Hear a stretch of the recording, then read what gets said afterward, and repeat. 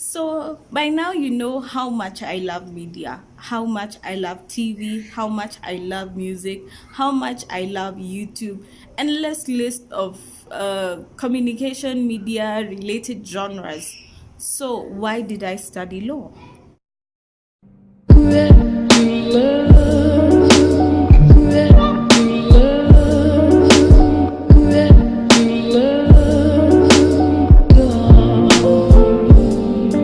Hi, darlings. So I was watching this interview on YouTube where Victoria Rubadi was with Jeff Koinange, and in the interview, Victoria was saying the way she knew from high school, since high school, that she actually wanted to be in broadcast media. So all her intentions and all her energy since high school were focused on that. She had role models she had looked up to, and she aimed. That's where her aim is, and look where she is now. So when I watched that interview, I was like, I asked myself a few questions which I don't know, but maybe some of you have ever asked. So I was like, what if I knew as soon as high school what I wanted to do? Or did I know? And did I know? And why wasn't I brave enough then, if I knew, to acknowledge it? Because at the back of my head, I keep on thinking, I keep on saying that I think I did know. So why not have the courage to say this is what I want to do? Would my life be any different if I had known what I had wanted to do and had actually done it? So this is so many questions I've been asking myself since time immemorial, since I think like second year of law school, of doing my bachelor's degree, because I never felt like I was doing something that I actually wanted to do. And I think at that time I felt caught between a rock and a hard place, because you can't just start at second year and say I'm not going to do this course. It is not cheap to do it. You look for resources to do this, so you're sticking with it and you're doing it, and don't blame anyone for that. It is just, once you make that choice, you have to follow through. That's what I usually believe. I try to avoid a lot the shoulda, woulda, couldas, because shoulda, woulda, couldas only lead to you now going back and starting to doubt yourself, regret your life, regret your path, regret every decision you made, and that is never a good thing. It is never good to go down that rabbit hole. A couple of years that question would have disturbed me a lot, but now I believe I've pinpointed my purpose. I know where I want my life to head, and I'm working towards that, so that doesn't really disturb me. Fast forward, I previously said that I've always loved music. I did it till Form 4. It was my highest score in KCSE, and I thought about majoring in music, but I figured law was more revered, law was more stable, law would probably give me more money, so those things. Most of the time what happens is either ourselves, we tend to do something else instead of what we actually believe is our purpose, or what we think we should do, or what we know we should do, because this one provides more stability or more reassurance as far as society and community and even family is concerned. So I've been unsettled when it came to my choice of what I chose to study. And the fact that I wasn't comfortable, but I did accomplish it, and I did fulfill that part of my life. Now, in hindsight, I look through and I think it was truly a blessing. Because I think it's given me confidence that I have now. It's given me my English, my vocabulary. It's given me my self-confidence. I can talk, I can defend myself articulately. I don't have to to go, to hit below the belt. I can defend myself articulately. So I think all this I can accredit to going through the law structure and the law study. I've also gotten some amazing friends, my BFF Mercy, Edda, Winnie, Mbeyu, all my glory shine people, they know themselves. All these friends, these people I would not have met if not for the study of law, if I had not gone through that training. So I've learned that even if you believe that something maybe was not meant to be what you pursued, but somehow it structured you to get to where you are today and where you're going in the future. So instead of looking at it as I lost years, or I lost money, or I lost some time doing something that maybe is not something that I wanted to do, look at the blessings and the benefits of what you did. I know a majority of my classmates and my course mates are not practicing. By the way, I think like 3/4 of them are not practicing. They're pilots, they're advocates of change when it comes to women's health.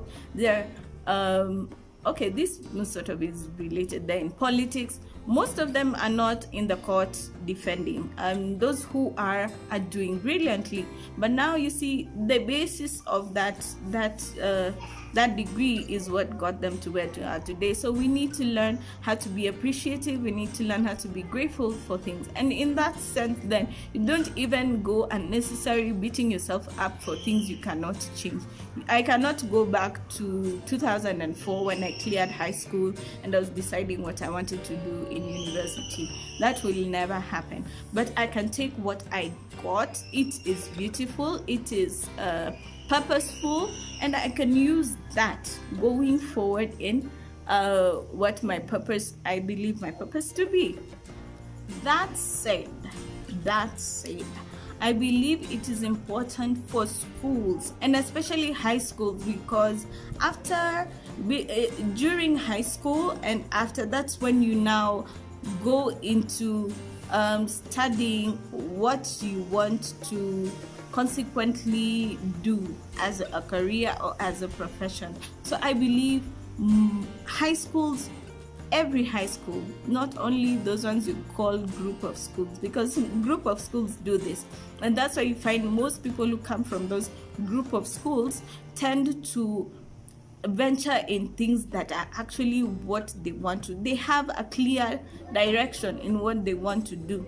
So I believe the school system, especially between maybe second, third year in high school, should have career days, important career days with the mentorship programs, therefore exposing these children to the different genres that are there and the different professions and careers that are there, so that someone can learn, this is what I want to do, this is what I want to be, I think seriously, this is what I want to do. So by the time they're leaving that system and they're going now into university or college, they have a clear indication of what their gifts are, what their talents are, and they just go forth to grab that and to pursue that.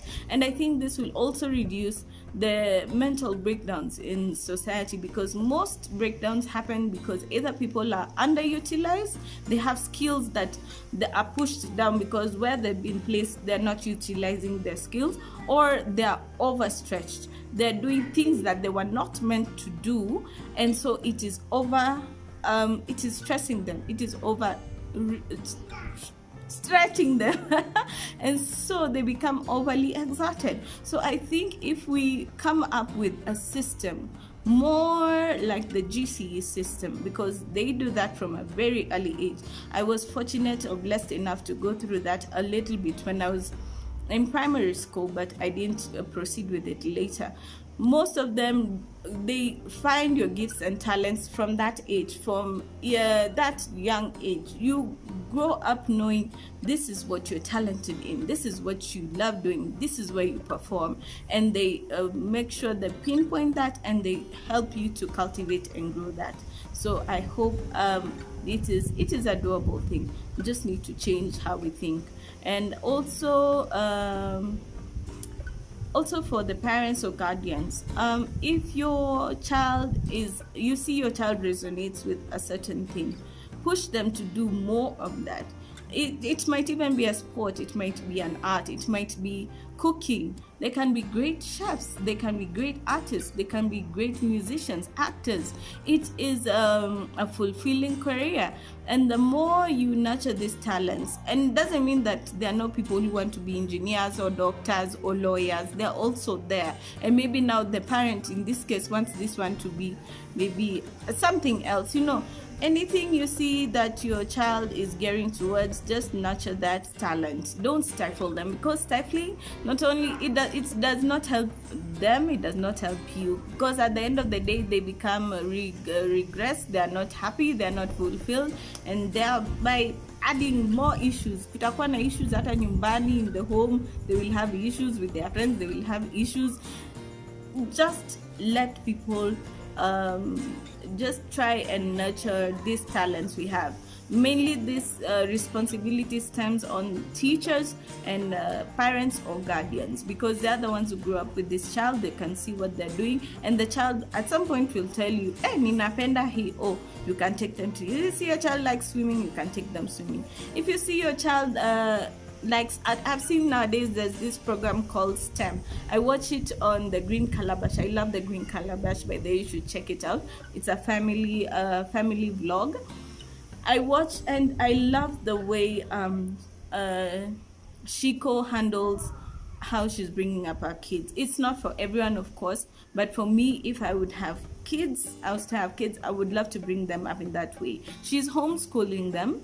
Again, not everyone's cup of tea, but as even with that, she makes sure she takes her daughter to that STEM program. I think it's science, technology, something in maths, economic and maths, or what, and maths, but it's a science-based program. She takes her swimming, she takes her to music classes. So apart from the core, which is the core studies, she also has this extracurricular activities, and the talents or the gifts can come from either way, but she's trying to nurture all so that she can see where her gifts lie. And this should happen with every child. Nowadays, I know our system, especially extracurricular, is a problem. Me, I went to GC. When I went to GC, we used to do school part half day, then in the afternoons we would do now karate, swimming, music, the art-based program, so that you get both, the best of both worlds.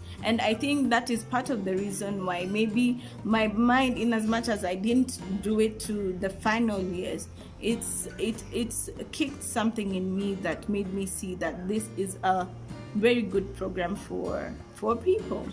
Okay, so I'm going back to school.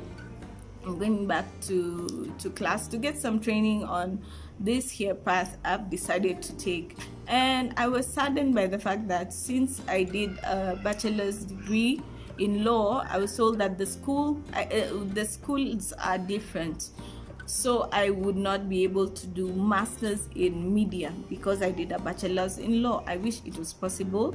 But now, since I can't do that, I've opted to do a diploma. Start from ground up. I do a diploma in media and communications, and then see where I go from there. So I think as long as you have a passion for it, doesn't matter where you start, by the way, as long as you start, and you start today. You did not start 5 years ago, that's good.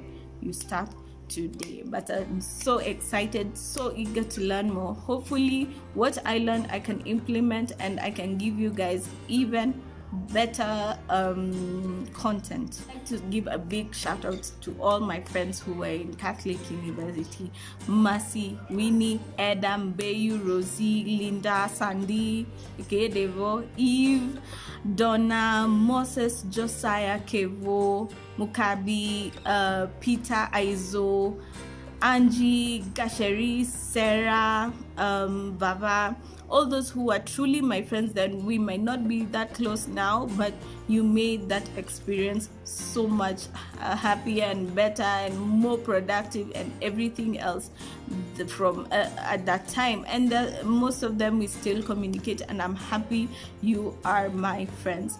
Thank you guys, you made campus a joy. Thank you for taking time to watch my videos. Thank you so much. Thank you for subscribing. Keep on watching. I'll keep on giving you best content I can. Thank you. Stay blessed. Cheers.